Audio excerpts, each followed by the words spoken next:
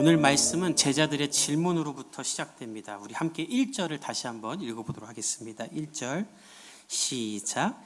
그때에 제자들이 예수께 나와 이르되 천국에서 누가 크니이까. 예수님의 제자들이 예수님께 나와서 질문을 한 거예요. 근데 이 그때는 언젠가 예수님이 한 집에 들어가시면서 제자들을 모아놓고 가르치실 때예요. 그때 제자들이 질문을 했었죠. 왜 우리는 귀신 들린 아이 하나를 고칠 수 없었습니까? 그래서 예수님이 그런 것도 해석해 주시고, 또 예수님은 성전세를 내지 않아도 되지만 성전의 주인이기 때문에 내지 않아도 되지만 다른 사람을 실족하게 하지 않기 위해 성전세를 내겠다, 이런 배려도 가르치시던 그때였어요. 그러니까 제자들이 얼마든지 질문을 해도 좋은 때이죠. 그래서 제자들이 질문을 하는데, 문제는 이 질문이 어떤 질문인가. 질문을 하는 것을 보면 그 학생을 알 수 있잖아요. 우리 학교 다닐 때 어떤 학생이 질문하면 선생님이 좋은 질문이었다 이렇게 하는 질문도 있고, 어떤 학생이 질문하면 반 전체가 탄식을 하는 경우도 있죠. 쟤는 또 저 쓸데없는 질문을 하는구나. 이 제자들의 질문은 탄식을 불러일으키는 질문이에요. 어떤 질문일까? 천국에서는 누가 큽니까? 이것을 지금 예수님께 질문할 때인가? 예수님은 하나님과 동등한 분이시죠. 근데 그 하늘 보좌를 버리고 죄인의 모습, 즉 종의 모습을 취하여 낮아지신 분인데, 그 예수님께 나와서 하는 말이 천국에 가면 누가 클 수 있습니까? 최상의 위치에서 최하의 위치로 낮아주신 예수님, 인간의 눈높이를 맞출 정도가 아니라 인간 그 자체가 되어서 죄로 물든 인간의 형상을 갖고 계신 그 겸손한 예수님께 하는 말이, 어떻게 하면 내가 높아질 수 있습니까? 이렇게 묻는 거예요. 이 질문을 보면 이 제자들을 알 수 있는 거죠. 제자들은 아직도 예수님의 겸손, 예수님의 낮아지심을 전혀 모르는 거예요. 그리고 뭘 묻는가? 천국에서는 누가 클 수 있습니까? 여러분, 이 본문의 이 천국을 우리가 잘 해석해야 돼요. 이 천국은 우리가 죽어서 가는 천국을 말하는 게 아니에요. 이 천국은 어떤 천국이냐면, 예수님이 정치 지도자가 되어서 나라를 다스리는 왕이 되어서 다스릴 나라를 말하는 거예요. 즉 국가를 말하는 거예요. 예수님이 왕이 되었을 때 우리들 중에 누가 큰 자가 될 수 있습니까? 이런 걸 지금 묻는 거예요. 그러니까 아직도 제자들은 예수님이 갖고 있는 그 힘과 능력을 가지고 정치 지도자가 되기를 바라고 있는 거예요. 그리고 자신들은 예수님 오른편 혹은 왼편에 앉아서 같이 그 권력을 갖고 싶은 거예요. 근데 왜 제자들이 이 질문을 했을까요? 우리가 몇 주 전을 돌아가야 돼요. 예수님이 산에 가셨을 때 다 데려가지 않았죠. 제자들 딱 3명만 데려갔어요. 베드로, 야고보, 요한. 그렇게 데려갔을 때 문제는 남아있던 9명의 제자들이 밑에 있을 때 귀신 들린 아이 하나를 고치지 못해서 서기관들에게 조롱을 당했어요. 그러니까 제자들의 상황을 보면 예수님이 3명만 떼어서 따로 산에 가셨고, 우리는 밑에서 귀신을 쫓지 못해서 조롱당했고, 그런 상태 후에 모이게 되니까 제자들끼리 누가 크네 했던 것 같아요. 근데 제자들은 이해를 못한 게 있어요. 예수님이 왜 3사람을 따로 데려갔을까요? 그 3사람 따로 높여주려고 데려갔을까요? 아니에요. 베드로는 후에 교회의 수장이 되어서 교회에 당면할 핍박을 가장 앞에서 견뎌야 될 사람이니까 데려갔던 거예요. 야고보는 후에 최초로 순교할 제자이기 때문에 데려갔던 거예요. 요한은 후에 가장 마지막까지 살면서 유배지에 감금되어 요한계시록을 적어야 될 사람이기에 데려간 거예요. 그러니까 예수님이 데려간 이 3명 중에 그 누구도 높임받기 위해 간 것이 아니라 가장 많은 핍박과 고난을 받을 사람들이기 때문에 예수님이 데려간 거예요. 근데 제자들은 그걸 모르니까 자기들끼리 토론이 벌린 거예요. 마가복음에 보면 이것 가지고 토론을 했다 그래요. 이게 얼마나 탄식이 나오는 그 말입니까? 완전한 세상의 논리죠. 예수님 앞에, 가장 낮아지신 예수님 앞에 더 많은 권력과 힘과 돈과 신분과 위치를 갖고 싶어하는 세상의 방법을 가지고 와서 들이매는 거예요. 문제는 이것이 교회 안에도 그대로 있다는 것입니다. 교회 안에서 더 높아지기 위해, 더 인정받기 위해 시기하고 질투하는 것이 얼마나 많아요.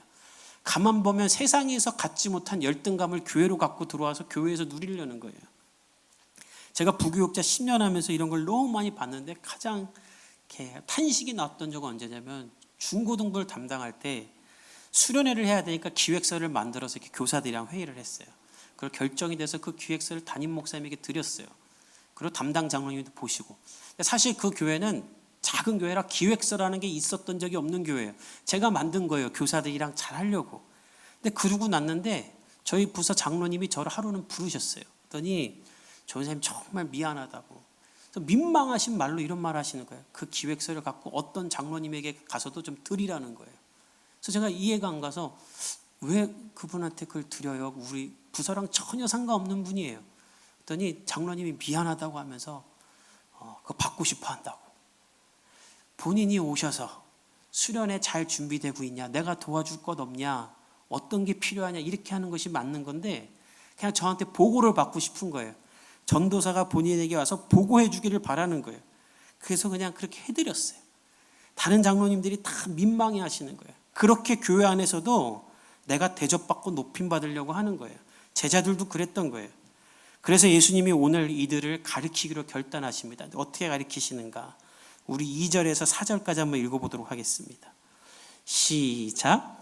예수께서 한 어린아이를 불러 그들 가운데 세우시고 이르시되 진실로 너희에게 이르노니 너희가 돌이켜 어린아이들과 같이 되지 아니하면 결탄코 천국에 들어가지 못하리라.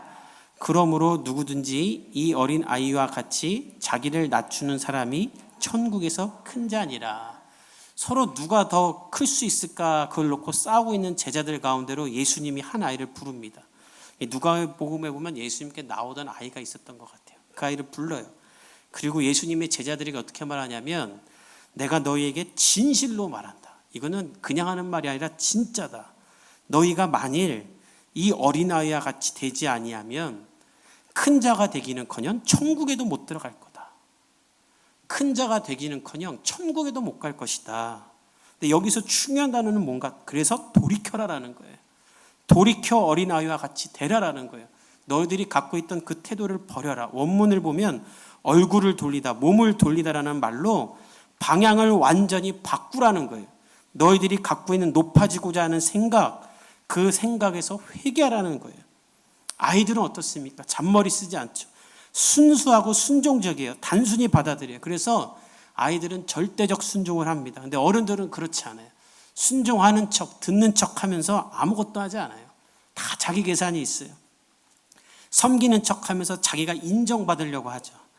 하나님 나라를 위해 한다고 하면서 속으로 다 자기 속셈이 있는 게 어른들이에요. 심지어 하나님의 말씀도 내가 원하는 것만 지키고 내가 원하지 않는 건 안 지켜요. 교회도 서로 그렇게 하는 거예요. 성도들이 부담스러워할 말을 안 하고 서로 좋은 게 좋은 거예요. 그런 현상을 가지고 예수님 뭐라고 하는가? 그런 너희들에게는 높임은커녕 천국에 들어가지도 못할 것이다. 오늘 이 예배를 통해서 저와 여러분이 어린아이처럼 될 수 있기를 예수님의 이름으로 축복합니다. 그럼 가장 그랬던 사람이 누구일까? 저는 아브라함 같아요. 아브라함. 성경에서 가장 어린아이와 같았던 사람이 누구일까? 저는 아브라함이라 생각해요. 사실 아브라함은 어린아이와 정반대에 있는 사람입니다. 그는 75세에 하나님이 불렀어요. 그러니까 하나님이 불렀을 때 이미 노인이었어요. 근데 그의 삶을 보면 가장 어린아이 같아요. 하나님이 75세의 노인 아브라함을 불러서 무슨 말 하냐면 너희 본토 친척 아비의 집을 떠나라. 이 본토 친척 아비의 집은 자기를 보호하는 안전한 기반을 말해요. 특히 왜 이렇게 모여 살았냐면 다른 민족과 싸울 수 있기 때문에 이들이 군사력이었어요. 본토 친척 아비의 집이. 근데 그걸 떠나라는 건 모든 안정된 기반 보호할 수 있는 수단을 다 버리라는 거예요. 하나님이 75세 노인에게 버릴 것을 정확히 말해요. 그러면서 무슨 말 하냐면 내가 지시할 땅으로 가라. 가야 될 곳은 정확하게 말해주지 않아요. 그냥 내가 앞으로 말해줄게 가라라는 거예요. 근데 아브라함이 그 말을 따라요. 이게 말이 되는가? 아브라함은 멍청한 사람이 아닙니다. 인생의 경험이 75년이 있던 사람이에요. 이미 자기의 삶의 방식과 가치관이 완전히 굳은 사람이에요. 고집도 있는 사람이에요. 따라서 남의 말 들을 필요가 없는 사람이에요. 근데 아브라함이 그 하나님의 말씀을 들어요. 우리 히브리서 11장 8절을 한번 같이 자막을 통해 읽어봅시다. 시작. 믿음으로 아브라함은 부르심을 받았을 때에 순종하여 장래의 유업으로 받을 땅에 나아갈새 갈 바를 알지 못하고 나아갔으며. 아브라함이 하나님의 부르심을 받고 그냥 나갔다라는 거예요. 성경이 오늘 그것을 말하는가? 순종이라고 말해요. 어린아이처럼 순종한 거예요. 저희 딸도 제가 아빠랑 어디 가자 그럼 그냥 가요. 어디로 갈지 모르고 그냥 가요. 제가 가니까 가는 거예요. 아브라함이 그렇게 했던 거예요. 어디로 갈지 모르나 하나님을 믿고 어린아이처럼 따라간 거예요. 왜 따라갔냐면 하나님이 약속을 하나 주셨어요. 너 아들 낳게 해줄게. 근데 문제는 그렇게 따라갔는데 그 약속 믿고 따라가는데 25년이 지나도 아들이 안 생기는 거예요. 이 고통이 얼마나 컸겠습니까? 저희도 아이가 5년 동안 안 생겼는데 이 고통은 너무나도 커요. 아내가 아이만 보고 오면 집에 와서 울어요. 그래서 저희 가정은 아이 없는 가정을 위해 가장 간절히 기도해요. 너무 힘들었을 거예요. 25년 동안 아들을 기다리니까. 근데 그 시간을 버텨요. 어린아이처럼 그 시간을 버텨요. 그래서 하나님이 아들을 줘요. 근데 문제는 무엇인가? 하나님이 그 아들도 죽여서 내게 바치라 그래요. 근데 아브라함이 어린아이처럼 그 말씀에도 순종해요. 어떻게 순종할 수 있었는가? 오늘 자막을 보면 어린아이 같은 믿음이 있었어요. 우리 11장 히브리서 11장 17절에서 19절을 읽어봅시다. 시작. 아브라함은 시험을 받을 때에 믿음으로 이삭을 드렸으니 그 외아들을 드렸느니라. 그에게 이미 말씀하시기를 내 자손이라 칭할 자는 이삭으로 말미암이라 하셨으니 그가 하나님이 능히 이삭을 죽은 자 가운데서 다시 살리실 줄로 생각한지라. 비유컨대 그를 죽은 자 가운데서 도로 받을 것이니라. 아브라함이 어떻게 이삭을 죽이려고 했는가? 아브라함은 하나님이 너의 자손을 이삭으로 말미암아 펼쳐줄게 라고 말했던 그 말을 어린아이처럼 믿었던 거예요. 하나님의 이 약속은 분명해. 그러니까 내가 죽일지라도 하나님이 또 살리실 거야. 그래서 어린아이처럼 아무것도 섞거나 희석시키지 않고 순전한 믿음으로 하나님 앞에 순종한 거예요. 아브라함이 100년을 넘게 산 사람입니다. 죽은 사람 살아난 거 본 적도 없을 거예요. 그러나 그는 하나님을 믿었어요. 갈 바를 알지 못하는 두려운 인생이다 보니까 어린아이가 아빠를 붙듯이 하나님만 붙잡고 산 거예요. 그래서 그 결과 그가 믿음의 조상이 되고 예수 그리스도의 조상이 되는 거예요. 우리 가운데 이 아브라함과 같은 어린아이 믿음이 있기를 예수님의 이름으로 축복합니다. 그러면 하나님이 축복하는 거예요. 이미 내 생각, 내 지식, 내 판단, 나의 가십과 결핍 가지고 하나님 말씀 다 섞고 하나님의 말씀은 2000년 전 말씀이라고 무시하면서 이 시대만 따라가는가? 그럼 그렇게 따라가는 거예요. 그러면 여러분의 삶에 하나님의 기적은 없어요. 그것은 아브라함의 길이 아니라 바리새인과 사두개인과 서기관들의 길로 가는 거예요. 그들도 하나님 믿었잖아요. 그러나 그들은 내 방식, 내 생각, 내가 원하는 대로 믿었어요. 하나님의 말씀과 내 전통을 섞었어요. 그래서 높은 자리에 앉기 원했고 사람 많은 데로 일부러 가서 금식한다고 알렸고 예수님이 그들에게 뭐라 하십니까? 축복이 아니라 너희는 악하고 음란하다, 패역하다. 우리 안에 이런 마음이 있다면 오늘 돌이켜서 어린아이처럼 될 수 있기를 예수님의 이름으로 축복합니다. 예수님이 제자들에게 오늘 이것을 가르치셨어요. 어린아이처럼 순전하게 나를 믿어라. 높아지려고 나를 믿지 말아라. 그러면서 예수님은 제자들에게 또 하나 중요한 것을 가르치십니다. 우리 5절에서 10절을 한번 읽어봅시다. 시작. 또 누구든지 내 이름으로 이런 어린아이 하나를 영접하면 곧 나를 영접하니니 누구든지 나를 믿는 이 작은 자 중 하나를 실족하게 하면 차라리 연자 맷돌이 그 목에 달려서 깊은 바다에 빠지는 것이 나으니라. 실족하게 하는 일들이 있음으로 말미암아 세상에 화가 있도다. 실족하게 하는 일이 없을 수는 없으나 실족하게 하는 그 사람에게는 화가 있도다. 만일 내 손이나 내 발이 너를 범죄하게 하거든 찍어 내버리라. 장애인이나 다리 저는 자로 영생에 들어가는 것이 두 손과 두 발을 가지고 영원한 불에 던져지는 것보다 나으니라. 만일 내 눈이 너를 범죄하게 하거든 빼어 내버리라. 한 눈으로 영생에 들어가는 것이 두 눈을 가지고 지옥불에 던져지는 것보다 나으니라. 삼가 이 작은 자 중에 하나도 업심여기지 말라. 너희에게 말하노니 그들의 천사들이 하늘에서 하늘에 계신 내 아버지의 얼굴을 항상 배옵느니라. 예수님께서 우리에게 너희는 어린아이처럼 되라라고 말씀하시면서 또 무슨 말씀하시냐면 어린아이와 같은 사람을 업심여기거나 함부로 여기지 말아라. 그런 사람을 실족하게 하지 말아라. 이 실족하게 하지 말라는 것은 넘어지게 하지 말라는 거예요. 예수님이 왜 이런 말을 했을까요? 세상이 이렇기 때문이에요. 세상은 어린아이처럼 순수한 사람을 지켜주지 않죠. 망가뜨립니다. 술 먹어본 적 없다. 그런 어린아이 같은 사람이 있으면 술을 먹이죠. 술 먹어라. 먹어봐라. 도박해 본 적 없는 사람 데리고 가서 같이 도박하게 만들죠. 이 시대의 동성애자들이 얼마나 포교하는지 아십니까? 그들의 사이트에 들어가면 괜찮다고, 우리가 이해해 주겠다고, 친구가 없냐고, 우리에게 오라고 전화번호 다 올려놓고 심지어 장학금까지 줘요. 청소년기에 본인의 성 정체성이 헷갈릴 수 있잖아요. 그것을 그냥 취합해요. 낙태도 마찬가지죠. 이제 법으로 제정해서 다 그렇게 만드는 거예요. 죄 짓는 사람 중에 혼자 죄 짓는 사람은 없어요. 죄를 전도하죠. 순수한 사람, 갈 곳 없는 사람, 실망한 사람, 낙심한 사람을 죄다가 죄인의 길로 들어서게 하지 않습니까? 예수님이 그것을 경고하는 거예요.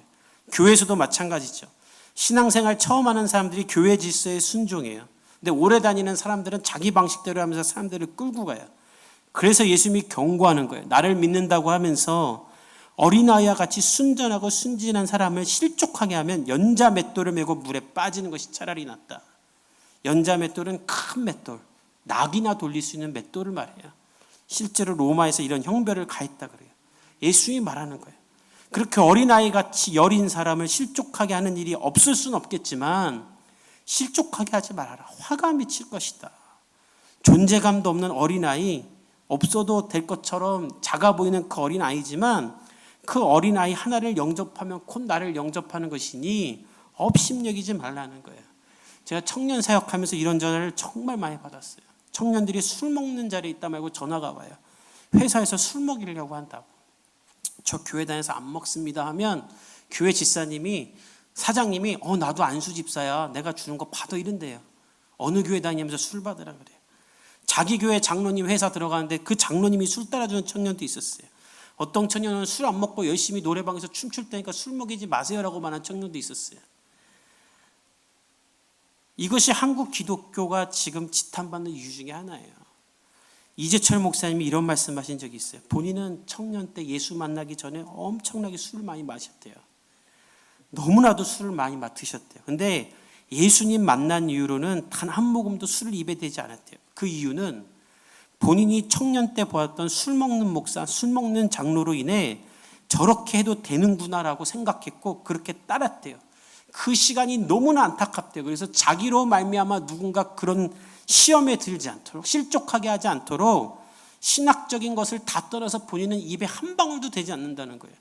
제가 중고등부나 청소년부, 초등부 담당할 때 아이들이 이런 질문을 너무나 많이 해요. 갑자기 와서 그래요. 목사님, 집에서 술 먹는 건 괜찮아요? 잠이 안 와서 먹는 건 괜찮아요? 가족끼리 먹는 건 괜찮아요? 이 질문을 왜 갑자기 저에게 하는가? 엄마가 다 집에서 한 말이에요.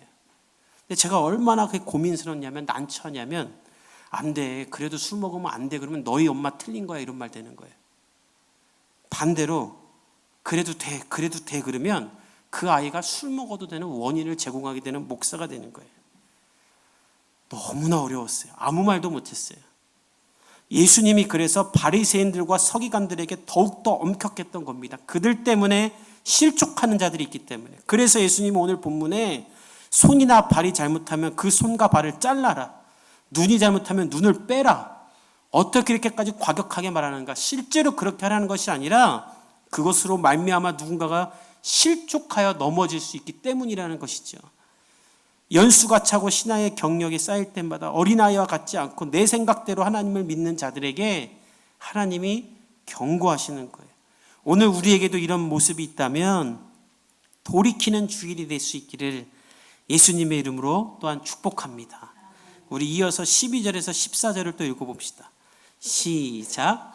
너희 생각에는 어떠하냐? 만일 어떤 사람이 양 100마리가 있는데 그 중에 하나가 길을 잃었으면 그 99마리를 산에 두고 가서 길 잃은 양을 찾지 않겠느냐? 진실로 너희에게 이르노니 만일 찾으면 길을 잃지 아니한 99마리보다 이것을 더 기뻐하리라.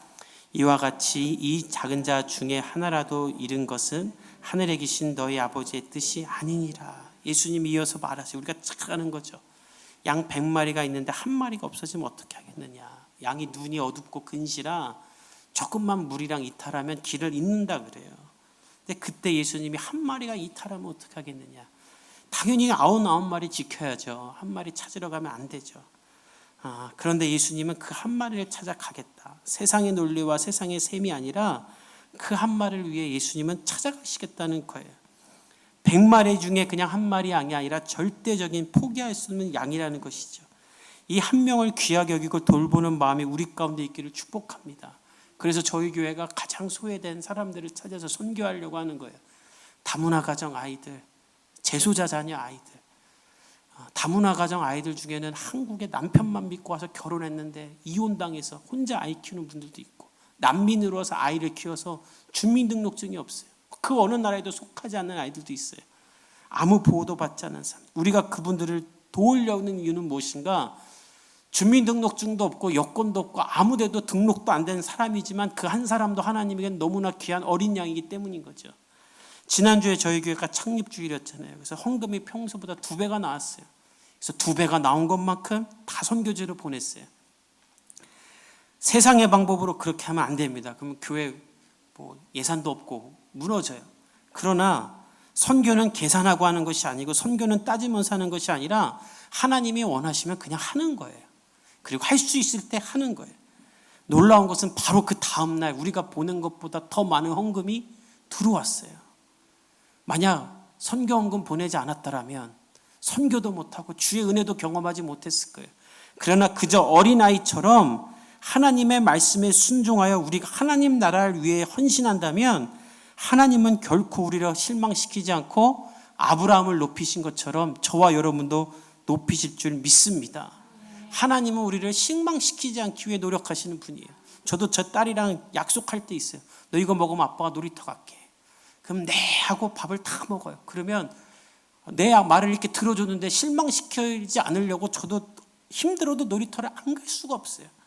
하나님도 그런 거예요. 어린아이처럼 아브라함이 하나님을 따르자 하나님은 아브라함을 실망시키지 않고 여호와 일에 준비하시는 하나님이 되지 않습니까? 우리도 하나님 나라를 위해 어린아이처럼 그렇게 될 수 있기를 축복합니다. 또한 낮아지십시오. 높아지려고 애쓰는 것이 아니라 온 우주 만물을 창조하신 하나님이 하나밖에 없는 독생자 아들을 나를 위해 내어주셨고 나를 구원하셨다면 하늘의 권세가 있는데 뭘 더 높아지려고 했습니까? 낮아져도 되죠. 우리의 신분이 하나님의 아들인데 그렇게 낮아져서 섬겨서 세상을 돌본다면 하나님이 또한 우리를 사용하실 줄 믿습니다.